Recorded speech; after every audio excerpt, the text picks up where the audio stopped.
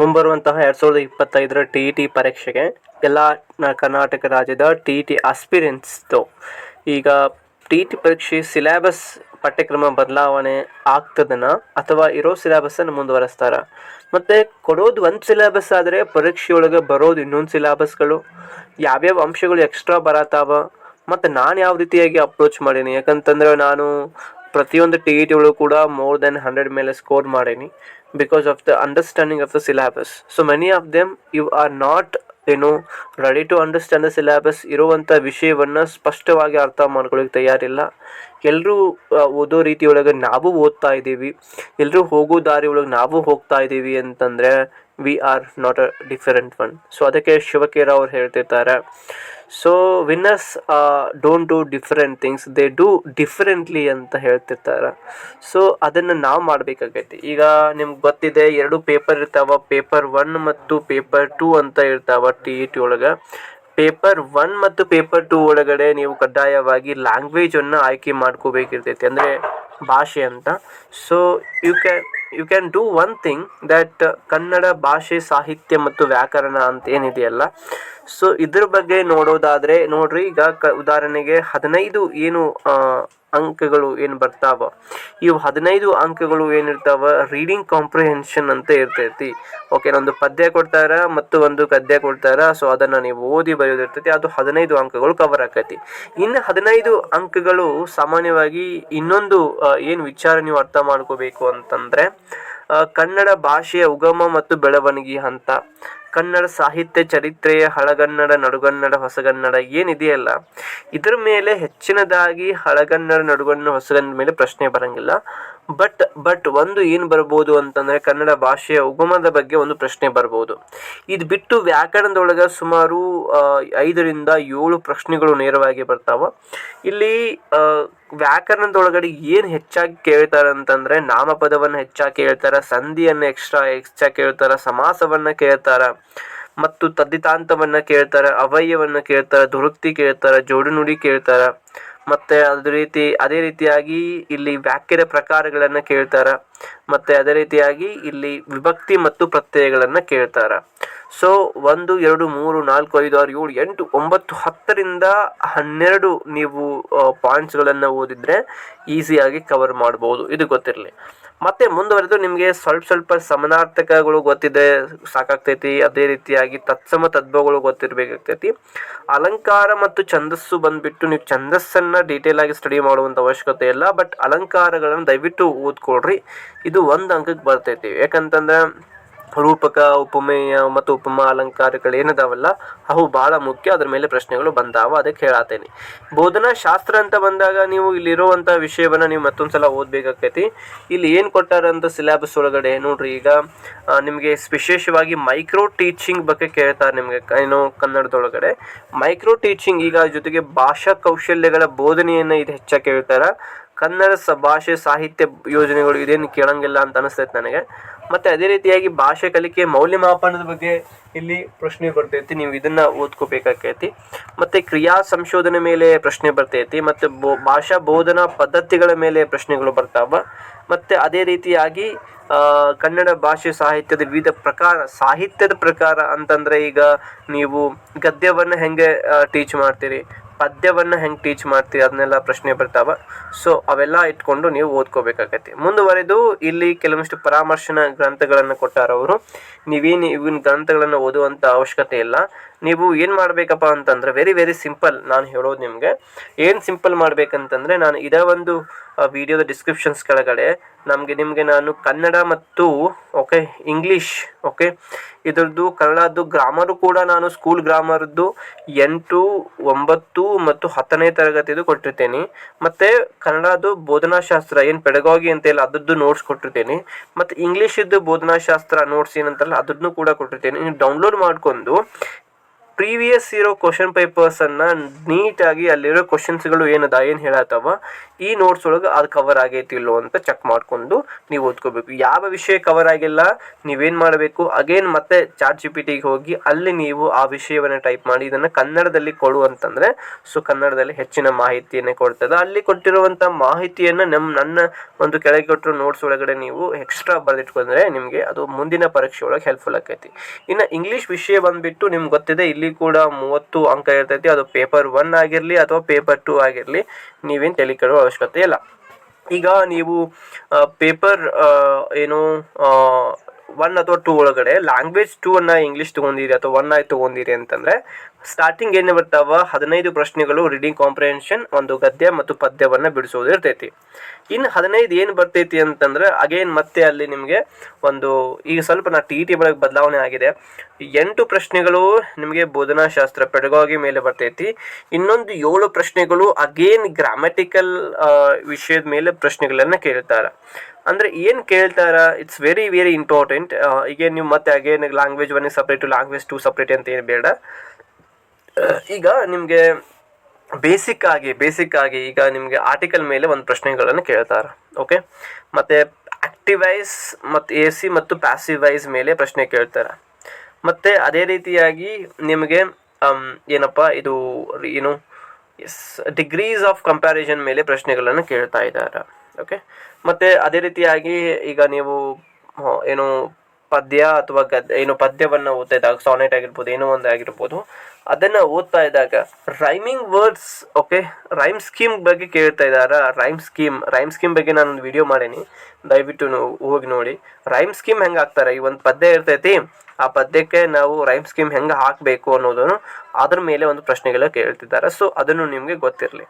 ಇಲ್ಲಿರೋ ಸಿಲೆಬಸ್ಸನ್ನು ನೀವು ಅಷ್ಟೇ ಓದ್ಕೊಳ್ಳೋದಲ್ಲ, ಕ್ವಶನ್ ಪೇಪರ್ಸಲ್ಲಿರುವಂತಹ ಸಿಲೆಬಸ್ಸನ್ನು ನೀವು 1, 2, 3, 4, 5 ಅಂತ ನೀವು ಸಿಲೆಬಸ್ಸನ್ನು ನೀಟಾಗಿ ಬರೆದಿಟ್ಕೋಬೇಕು. ಅಂದರೆ ನಿಮಗೆ TET ಒಳಗೆ ಅದೇ ಪ್ರಶ್ನೆಗಳು ಬರ್ತಾವೆ ಅಂತಂದು ನಿಮ್ಗೆ ಕ್ಲಾರಿಟಿ ಸಿಗ್ತೈತಿ ಮತ್ತು ಎಕ್ಸ್ಟ್ರಾ ಓದಬೇಕಾಗೈತಿ. ಮತ್ತು ಇಂಗ್ಲೀಷ್ ಪೆಡಗಾಗಿ ಕೂಡ ನಾನು ನಿಮಗೆ ನೋಟ್ಸ್ ಕೊಡ್ತಿದ್ದೇನೆ. ಮತ್ತು ನೀವು ಎಕ್ಸ್ಟ್ರಾಗಿ ಗ್ರಾಮರ್ ಕಲಿಬೇಕಂತಂದರೆ ಸಾಧನಾ ಅಕಾಡೆಮಿ ಅವರು ಕೂಡ GPSTRಗೆ ಸಂಬಂಧಪಟ್ಟಂತಹ ಸುಮಾರು ಒಂದು 10 ರಿಂದ 12 ಗ್ರಾಮರ್ ತರಗತಿಗಳನ್ನು ಮಾಡ್ಯಾರ. ಸೊ ಅವುಗಳನ್ನು ನೀವು ನೋಡಿದ್ರೆ ಸಾಕಾಗ್ತೈತಿ. ಮತ್ತು ಮುಂದುವರೆದು ಇಲ್ಲಿ ಭಾಳಷ್ಟು ವಿಷಯದ ಸಿಲೆಬಸ್ಸನ್ನು ಕೊಟ್ಟಾರ. ನಾನು ನಿಮಗೆ ಅದ್ರ ಬಗ್ಗೆ ಎಲ್ಲ ಏನು ಹೇಳಕ್ಕೆ ಹೋಗಲ್ಲ. ಬಟ್ ನಿಮಗೆ ನಾನು ಸ್ವಲ್ಪ ಪೇಪರ್ 2ದು ಈ ಸಮಾಜ ವಿಜ್ಞಾನ ಪಾಠ್ಯಕ್ರಮವನ್ನು ಹೇಳ್ತೀನಿ. ಈಗ ಇಲ್ಲಿ 24 ಒಂದು ಕೊಟ್ಟಾರಲ್ಲ, ಆಧಾರಗಳು, ಭರತ ವರ್ಷ ಏನು ಕೊಟ್ಟಾರ, ನೀವು 8, 9 ಮತ್ತು 10ನೇ ತರಗತಿಯಲ್ಲಿರುವಂತಹ ಸಿಲೆಬಸ್ಸನ್ನು ಕಂಪ್ಲೀಟಾಗಿ ಓದ್ಕೊಂಡ್ಬಿಡ್ರಿ. ಮತ್ತು 6 ಮತ್ತು 7ನೇ ತರಗತಿದು ಏನಿದೆಯಲ್ಲ ಈ ಸಿಲೆಬಸ್ದು ಸ್ವಲ್ಪ ಪಾಯಿಂಟ್ಸ್ ನೋಡ್ಕೊ. ಇದ್ರಾಗಿನ ಪುಸ್ತಕದಾಗಿನೂ ಏನಿದಾವ, ಒಂದು 3 ರಿಂದ 4 ಪ್ರಶ್ನೆಗಳು ಬರುವಂಥ ಸಂಭವ ಇದಾವೆ. ಸೊ ಅವುಗಳನ್ನು ಬಿಟ್ಬಿಡ್ರಿ. ಇನ್ನು ಇಲ್ಲಿ ನೋಡ್ತಾ ಇದ್ರಿ ನೀವು, ಅವುಗಳ ಪಾಠಗಳನ್ನು ಕೊಟ್ಟಾರವ್ರು. ಇದ್ರ ಬಗ್ಗೆ ನೀವು ಎಕ್ಸ್ಟ್ರಾ ತಲೆ ಕೆಡಿಸ್ಕೋಬೇಡ್ರಿ. ಇಲ್ಲಿ ಹಳೆ ಪಾಠಗಳನ್ನು ಕೂಡ ಕೊಟ್ಟಾರವ್ರ. ನೀವು ಇಲ್ಲಿ ಈಗೇನು ಸಮಾಜ ವಿಜ್ಞಾನ ಏನು ಕೊಟ್ಟಾರಲ್ಲ ಅದನ್ನ ತಲೆಯಿಂದ ತೆಗೆದು ಹಾಕಿ ನೀವು 8 ರಿಂದ 9 ಮತ್ತು 10ನೇ ತರಗತಿಯ ಪಾಠಗಳನ್ನು ಎಕ್ಸ್ಟ್ರಾ ಭಾಳಷ್ಟು ಓದ್ರಿ. ಅವುಗಳನ್ನೇ ಮುಂದುವರೆದು ಯಾರು ಸೈನ್ಸ್ ವಿದ್ಯಾರ್ಥಿಗಳದಾರ, ಸೈನ್ಸ್ ವಿದ್ಯಾರ್ಥಿಗಳಿಗೆ ನಾನು ಹೇಳೋದಾದರೆ it's a very very important thing. Science ವಿದ್ಯಾರ್ಥಿಗಳಿಗೂ ಮ್ಯಾಥಮೆಟಿಕ್ಸಲ್ಲಿ ಬರೋದಾದ್ರೆ, ಈಗ ಮ್ಯಾಥಮೆಟಿಕ್ಸನ್ನು ಕೂಡ ಅವ್ರು ಬರೀತಾರೆ. ಇಲ್ಲಿರೋ ಸಿಲೆಬಸ್ಸನ್ನು ಫಾಲೋ ಮಾಡಿರಿ. ಫಸ್ಟ್ ನಾನು ನಿಮ್ಗೆ ಹೇಳೋದು, ಎಕ್ಸ್ಟ್ರಾ ನೀವು ಏನು ಮಾಡಬೇಕು ಅಂತಂದರೆ 8, 9, 10, 11 ಮತ್ತು 12ನೇ ತರಗತಿಯಲ್ಲಿರುವಂಥ ಮ್ಯಾಥಮೆಟಿಕ್ಸನ್ನು ಜಾಸ್ತಿ ಒತ್ತು ಕೊಡ್ರಿ. ಮತ್ತು 6 ಮತ್ತು 7ನೇ ತರಗತಿದು ಏನು ಮಾಡಬೇಕಪ್ಪ ಅಂತ ಬಿಟ್ಬಿಡೋದು ಭಾಳ ಒಳ್ಳೆಯದು ಅಂತ ನಾನು ಹೇಳ್ತೀನಿ. ಅದೇನು ಭಾಳ ಅವಶ್ಯಕತೆ ಅಲ್ಲ. ನೀವು ಅಗೇನ್ ಮತ್ತೆ ಅವ್ರು ನಿಮ್ಗೆ ಹೇಳ್ತಾರೆ ಇಲ್ಲಿ CBSE ಟೆಕ್ಸ್ಟ್ ಬುಕ್ಸ್ಗಳನ್ನು ಫಾಲೋ ಮಾಡಿರಿ, ಅದನ್ನು ಮಾಡಿರಿ ಅಂತ. ಅದೆಲ್ಲ ಏನು ಬೇಡ. ಕರ್ನಾಟಕ ಸ್ಟೇಟ್ ಬೋರ್ಡ್ದು ಇದನ್ನೇ ಫಾಲೋ ಮಾಡಿರಿ. ಅಂದರೆ 10th ಸ್ಟ್ಯಾಂಡರ್ಡ್ ಅಷ್ಟೇ ಅಲ್ಲ, from 8th to 12th standard mathematics follow ಮಾಡಿದ್ರೆ ಸಾಕಾಗ್ತೈತಿ. ಇನ್ನು ವಾಟ್ ಅಬೌಟ್ ಸೈನ್ಸ್ ಅಂತ ಕೇಳಿದರೆ, ಡೆಫಿನೆಟ್ಲಿ ನೀವು ಸೈನ್ಸ್ದವರು 8 ಮತ್ತು 9 ಮತ್ತು 10, 11 ಮತ್ತು 12 ಸುಮಾರು 5 ಕ್ಲಾಸ್ಗಳದ್ದು ಓದಬೇಕು ನೀವು. ಅಂದರೆ 5 ಕ್ಲಾಸ್ಗಳದ್ದು ಅಂತಂದರೆ it is very very very high ಅನಿಸ್ಬೋದು ನಿಮಗೆ. ಬಟ್ ಆದರೂ ಕೂಡ ನೀವು ಓದಲೇಬೇಕು. ವಿಶೇಷವಾಗಿ ಕೊನೆಯ ವರ್ಷದಾಗ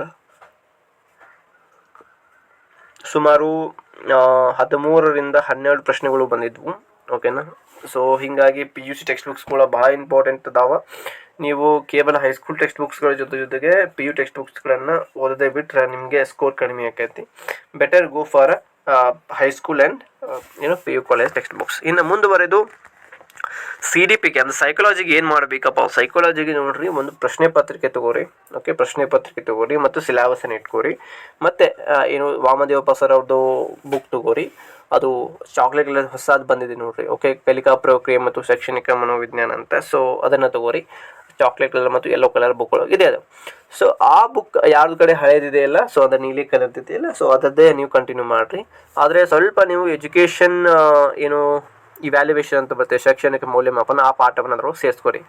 ಈಗ ಚೈಲ್ಡ್ಹುಡ್ ಬಾಲ್ಯ ವ್ಯವಸ್ಥೆ ಬಗ್ಗೆ ಕೇಳ್ತಾರ, ಕಾರುಣ್ಯ ವ್ಯವಸ್ಥೆ ಬಗ್ಗೆ ಕೇಳ್ತಾರ, ಕಲಿಕೆ ಬಗ್ಗೆ ಕೇಳ್ತಾರ, ಕಲಿಕಾ ವಿಭಿನ್ನತೆ ಬಗ್ಗೆ ಕೇಳ್ತಾರ, ಮತ್ತು ಒಳಗೊಳ್ಳುವ ಇಟ್ ಮೀನ್ಸ್ ಇನ್ಕ್ಲೂಸಿವ್ ಕಲಿಕೆ. ಓಕೆ, ಅದನ್ನು ಕೇಳ್ತಾರ. ಅದು ವಿಶೇಷವಾಗಿ ವಿಶೇಷ ಮಕ್ಕಳ ಒಂದು ಅವಶ್ಯಕತೆ ಅನುಸಾರ ಕೇಳ್ತಾರ. ಮಾನಸಿಕ ಆರೋಗ್ಯದ ಬಗ್ಗೆ ಕೇಳ್ತಾರ, ಬುದ್ಧಿಶಕ್ತಿ ಬಗ್ಗೆ ಕೇಳ್ತಾರ, ಮತ್ತು ಗ್ರೌತ್ ಆ್ಯಂಡ್ ಡೆವಲಪ್ಮೆಂಟ್ ಬಗ್ಗೆ, ಓಕೆ, ಬೆಳವಣಿಗೆ ಮತ್ತು ವಿಕಾಸದ ಬಗ್ಗೆ ಕೇಳ್ತಾರ. ಸೊ ಅದೇ ರೀತಿಯಾಗಿ ಲಿಂಗದ ಬಗ್ಗೆ, ಅಂದರೆ ಸಾಮಾಜಿಕದ ಒಳಗಡೆ ಹೆಂಗೆ ಲಿಂಗವನ್ನು ಕಟ್ಕೊಳ್ಳೋದು ಅಂತ ಪ್ರಕ್ರಿಯೆಯನ್ನು ಕೇಳ್ತಾರೆ. ಹಿಂಗೆ ಲಿಂಗ ರಚನೆ ಬಗ್ಗೆ ಕೇಳ್ತಾರೆ. ಸ್ವಲ್ಪ ನಿಮ್ಗೆ ಇಲ್ಲಿ ಪೆಡಗಾಗಿ ಬೋಧನಾಶಾಸ್ತ್ರವನ್ನು ಕೂಡ ಕೇಳ್ತಾರೆ. ಅಂದರೆ ಫ್ಯಾಕ್ಟರ್ಸ್ ಆಫ್ ಕಲಿಕೆ ಮೇಲೆ ಪ್ರಭಾವ ಬೀರುವಂತಹ ಕಲಿಕೆ ಅಂಶಗಳನ್ನು ಕೂಡ ಕೇಳ್ತಾರೆ. ಇಲ್ಲಿ ಪೇಪರ್ 1 ಪೇಪರ್ 2 ಹಿಂಗೆ ಸಿಲೆಬಸ್ ಕೊಟ್ಟಾರ. ಬಟ್ ಎಕ್ಸಾಕ್ಟ್ ಆಗಿ ಹಿಂಗೆ ಸಿಲೆಬಸ್ ಇದೆ. ಬಟ್ ಆದರೆ ಹೆಚ್ಚಾಗಿ ಪ್ರಶ್ನೆಗಳು ಬೇರೋದು ನಾನು ನಿಮ್ಗೆ ಹೇಳ್ತೀನಿ. ಚೈಲ್ಡ್ಹುಡ್ ಮೇಲೆ ಬರ್ತಾ ಇದೆ, ಅಡೋಲೆಸೆನ್ಸ್ ಮೇಲೆ ಬರ್ತಾ ಇದೆ, ಲರ್ನಿಂಗ್ ಕಲಿಕೆ ಮೇಲೆ ಬರ್ತಾ ಇದೆ, ಮತ್ತು ಇಂಡಿವಿಜುವಲ್ ಡಿಫ್ರೆನ್ಸಸ್ ಅಂದರೆ ವೈಯಕ್ತಿಕ ವಿಭಿನ್ನತೆ ಮೇಲೆ ಬರ್ತಾ ಇದೆ, ಇನ್ಕ್ಲೂಸಿವ್ ಎಜುಕೇಷನ್ ಮೇಲೆ ಬರ್ತಾ ಇದೆ. ಬಟ್ ಪರ್ಸನಾಲಿಟಿ ಮೇಲೆ ಪ್ರಶ್ನೆಗಳು ಬರ್ತಾ ಇಲ್ಲ, ಓದೋ ಅವಶ್ಯಕತೆ ಇಲ್ಲ. ಮಾನಸಿಕ ಆರೋಗ್ಯ ಮೇಲೆ ಹೆಚ್ಚೇ ಪ್ರಶ್ನೆ ಬರ್ತಾ ಇಲ್ಲ, ಓದೋದು ಅವಶ್ಯಕತೆ ಇಲ್ಲ. ಬಟ್ ಗ್ರೌತ್ ಆ್ಯಂಡ್ ಡೆವಲಪ್ಮೆಂಟ್ ಮೇಲೆ ಪ್ರತಿಯೊಂದು ಸಲ ಪ್ರಶ್ನೆ ಬರ್ತಾ ಇದೆ. ಜೆಂಡರ್ ಮೇಲೆ ಪ್ರಶ್ನೆ ಬರ್ತಾ ಇದೆ, ಮತ್ತು ಬೋಧನಾಶಾಸ್ತ್ರದ ಮೇಲೆ ಅನುಗಮನ ಮೇಲೆ ಪ್ರಶ್ನೆ ಬರ್ತಾ ಇದೆ, ಮತ್ತು ಫ್ಯಾಕ್ಟರ್ಸ್ ಆಫ್ ಲರ್ನಿಂಗ್ ಕಲಿಕೆ ಮೇಲೆ ಪ್ರಭಾವ ಬೀರುವಂಥ ಪ್ರಶ್ನೆಗಳು ಬರ್ತಾ ಇದ್ದಾವೆ. ಸೊ ಈ ರೀತಿಯಾಗಿ ನೀವು ಯಾವ ಬರ್ತಾ ಇಲ್ಲ ಅಂತ ನೀವೇ ಏನು ಮಾಡಬೇಕು, ಡಿಸೈಡ್ ಮಾಡಬೇಕು ಮತ್ತು ಓದಬೇಕು. ಇದಕ್ಕಾಗಿ ಮತ್ತೆ ಯಾವ ಬುಕ್ ಓದಬೇಕು ಅಂತ ಇಂಗ್ಲೀಷ್ ಮೀಡಿಯಮ್ದಲ್ಲಿ ಓದೋರು ನೀವು ಏನು ಮಾಡ್ಬೋದು, ಎಸ್ ಕೆ ಮಂಗಲ್ ಅವ್ರದ್ದು ಅಡ್ವಾನ್ಸ್ ಎಜುಕೇಷನ್ ಸೈಕಾಲಜಿ ಇಲ್ಲಿದೆಯಲ್ಲ, ಎಸ್ ಕೆ ಮಂಗಲ್ ಅವ್ರದ್ದು, ಇದನ್ನು ಓದ್ರಿ. ಕನ್ನಡದಲ್ಲಿ ನೀವು ಓದ್ತೀನಿ ಅಂತಂದರೆ ಶೈಕ್ಷಣಿಕ ಮನೋವಿಜ್ಞಾನ ವಾಮದೇವಪ್ಪ ಅವ್ರದ್ದು ಓದ್ರಿ. ಇದು ಸ್ವಲ್ಪ ಹಳೆ ಪುಸ್ತಕ, ಬಟ್ ಆದರೆ go for yellow colour book with ಸ್ವಲ್ಪ ಚಾಕ್ಲೇಟ್ ಕಲರ್ ಇದೆ ಹೊಸದು, ಅದನ್ನು ನೀವು ಓದಿದ್ರೆ ಸಾಕಾಗ್ತೈತಿ. ಹಾಗೆ ನಿಮಗೆ ಈಗ ಪೇಪರ್ 1 ಅವರು EVS ದವರು ಮತ್ತೆ ಏನು ಮಾಡಬೇಕಂದ್ರೆ, EVS ಅವರು ಎಕ್ಸ್ಟ್ರಾ ಓದೋ ಅವಶ್ಯಕತೆ ಇಲ್ಲ. ನಾನು ಕೆಳಗಡೆ ಒಂದು PDF ಕೊಟ್ಟಿರ್ತೀನಿ. ಆ EVSದು ನೀವು ಅದ್ರ ಜೊತೆಗೆ ಎಕ್ಸ್ಟ್ರಾ ಸ್ವಲ್ಪ 6th 7th 8th 9th 10th ಇರುವಂಥ ಸೈನ್ಸ್ಗಳನ್ನು ನೀವು ಕಾನ್ಸೆಪ್ಟ್ಗಳನ್ನು ಓದಿದ್ರೆ ಸಾಕಾಗ್ತೈತಿ. ಮತ್ತು ಎಕ್ಸ್ಟ್ರಾ ಓದುವಂಥ ಅವಶ್ಯಕತೆ ಇಲ್ಲ ಅಂತ ನಾನು ಹೇಳ್ತೇನೆ. ಮುಂದುವರೆದು ಮತ್ತೆ ಅಗೇನ್ ಮ್ಯಾಥಮೆಟಿಕ್ಸ್ ಬಗ್ಗೆ ಕೇಳೋದಾದರೆ, ಅಗೇನ್ ಪೇಪರ್ 1ನಲ್ಲಿ ಮ್ಯಾಥಮೆಟಿಕ್ಸ್ ಕೂಡ ಬಹಳ ಇಂಪಾರ್ಟೆಂಟ್ ಇದೆ. ಅಂತಂದರೆ ನೀವು ಬೇಸಿಕ್ಸ್ HCF LCM ಅನ್ನು ಹಿಡ್ಕೊಂಡು, ಪ್ರೊಬ್ಯಾಬಿಲಿಟಿಯನ್ನು ಹಿಡ್ಕೊಂಡು, ಏನು ಎವರೇಜನ್ನು ಹಿಡ್ಕೊಂಡು ಏನೇನು ಪ್ರಶ್ನೆಗಳು ಬರ್ತಾವೆ ಅದರ ಒಂದು ಕಾನ್ಸೆಪ್ಟ್ ಮೇಲೆ ಹೆಚ್ಚಿನ ಒಂದು ಕ್ಲಾರಿಟಿಯನ್ನು ತಗೋರಿ. ಎಕ್ಸ್ಟ್ರಾ ಓದೋ ಅವಶ್ಯಕತೆ ಇಲ್ಲ. ಅಗೇನ್ ಮತ್ತೆ ಸೈನ್ಸ್ ಕೂಡ ಅಷ್ಟೇ, 6ರಿಂದ ನೀವು 12ನೇ ತರಗತಿ ಓದೋ ಅವಶ್ಯಕತೆ ಇಲ್ಲ. 8ರಿಂದ 12ನೇ ತರಗತಿಯ PUC ಸೆಕೆಂಡ್ ಇಯರ್ವರೆಗೆ ಕೂಡ ನೀವು ಓದಬೇಕು. 8th 9th 10th ಓಕೆ, ಮತ್ತು 11th ಮತ್ತು 12th ಸ್ಟ್ಯಾಂಡರ್ದು ಬುಕ್ಸ್ ಓದಿದರೆ ಸಾಕಾಗ್ತೈತಿ. ಇಲ್ಲಿ ಫಿಸಿಕ್ಸ್ 11th ಸ್ಟ್ಯಾಂಡರ್ಡ್ ಕೂಡ ಕೊಟ್ಟಾರೆ ಅವರು. ನೀವು 11th ಓದಬೇಕಾಗ್ತೈತಿ ಮತ್ತು 12th ಕೂಡ ಓದಬೇಕಾಗ್ತೈತಿ. ಇವೆಲ್ಲ ಬಹಳ ಮುಖ್ಯವಾಗಿದೆ. ಮತ್ತು ಇದ್ರ ಜೊತೆಗೆ ವಿಶೇಷವಾಗಿ ನೀವು ಪ್ರಾರಂಭದೊಳಗೆ ಪ್ರಶ್ನೆ ಪತ್ರಿಕೆಗಳನ್ನು ಬಿಡಿಸಬೇಕು. ಯಾವ್ಯಾವ ಪ್ರಶ್ನೆ ಯಾವ್ಯಾವ ಪುಸ್ತಕದಿಂದ ಬಂದಿದೆ ಅಂತ ಮಾರ್ಕ್ ಮಾಡುವಂಥ ಕಲೆಯನ್ನು ನೀವು ಬೆಳೆಸ್ಕೋರಿ. ಅಂದಾಗ ನಿಮಗೆ ಒಂದು ಈಸಿಯಾಗಿ ನೀವು TETಯಲ್ಲಿ ಸ್ಕೋರ್ ಮಾಡ್ಬೋದು, ಮತ್ತು ಹೈ ಸ್ಕೋರ್ ಮಾಡಲಿಕ್ಕೆ ಒಂದು ಒಳ್ಳೆಯ ಅವಕಾಶ ಅಂತ ಹೇಳ್ಬೋದು. ಐ ಥಿಂಕ್ ಇವತ್ತಿನ ವಿಡಿಯೋ ನಿಮಗೆ ಬಹಳ ಹೆಲ್ಪ್ಫುಲ್ ಆಗಿದೆ. ಮತ್ತೆ ಮುಂದಿನ ವಿಡಿಯೋ ನಾನು ಸಿಗಲಿಕ್ಕೆ ನಿಮಗೆ ಇಷ್ಟಪಡ್ತೀನಿ. ಮತ್ತೆ ಮುಂದಿನ ವಿಡಿಯೋ ಸಿಗೋಣ.